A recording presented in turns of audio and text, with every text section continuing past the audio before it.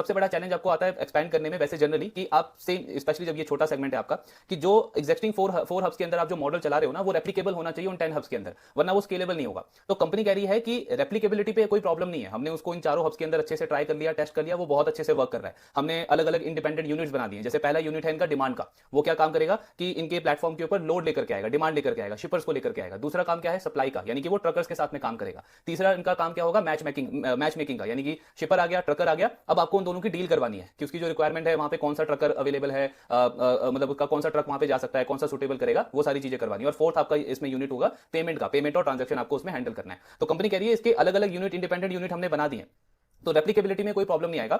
Challenge आएगा जब ये सारे 14 हब्स एक साथ काम करेंगे ना, एक साथ वर्क करेंगे, तो उनको रियल टाइम में कोऑर्डिनेट करना, मॉनिटर करना, उसमें हमको चैलेंज आएगा। मतलब आप ऐसे समझो कि आपको एक पिज्जा का स्टोर ओपन करना है, वो आपने कर लिया, आपने सारा प्रोसेस बना दिया, पिज्जा कैसे बनेगा, कस्टमर को कैसे सर्विस करनी है, बिलिंग कैसे होगा, पेमेंट कैसे होगा, ये सारा कुछ बना दिया। अब जब आप एक स्टोर से 10 स्टोर पे जाओगे ना, तो वो जब 10 स्टोर एक साथ आपके काम करेंगे, उसमें आपको मॉनिटर करना कि लॉजिस्टिक कैसे मैनेज करना है, किस तरीके से पेमेंट वगैरह देखना है, सारी चीजें रियल टाइम पे उसको कोऑर्डिनेट करना, मॉनिटर करना, उसमें चैलेंज आएगा। तो कंपनी कह रही है कि ये यूनिट वाला पार्ट तो हो गया है, प्रोसेस हमने उसका ब्रेक डाउन कर दिया है, लेकिन ऑपरेशनल चैलेंज हमको आएगा जब ये 14 हब्स एक साथ काम करेंगे, तो वो हमारे लिए रियल चैलेंज होगा। उसी को कंपनी अभी नेक्स्ट 6 मंथ्स में उसी पे काम करेगी।